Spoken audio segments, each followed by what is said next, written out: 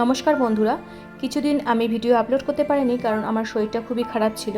আর ঠাকুমার সঙ্গদানের ভিডিওটা আমার আপলোড করতে দেরি হয়ে গেল। ঠাকুমার যেদিন সঙ্গদান ছিল সেদিনকার অনেক ভান্তি এসেছিলো এবং ঠাকুমার জন্য আমি ওপরে 5 রকম ভাজা রেডি করছিলাম, কারণ ঠাকুমা নিরামিষ খেতেন আর আমার হাতে খেতে খুবই ভালোবাসতেন। আর একদিকে চলছিল সঙ্গদান, এখানে ভান্তেরা ঠাকুমার স্মৃতিচারণা করছিল, ঠাকুমার প্রিয় পরিজন আত্মীয়রা সবাই ছিলেন, ছেলেমেয়েরা।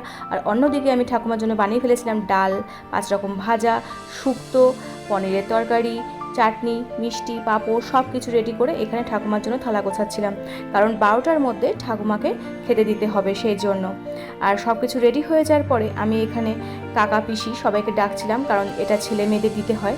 আর এই যে আমার ভাতের এখানে থালা রেডি হয়ে গেছে সব কিছু দিয়ে। আর এরপরেই আমি নিয়ে চলে গেলাম নিচে। আর এখানে আমার পিসি কাকারা সবাই ঘুরে ঘুরে ঠাকুমার জন্য জল দান করছিল, আর আমার বাবা ধূপকাঠি মোমবাতি জ্বালিয়ে নিচে ঠাকুমাকে দিচ্ছিল।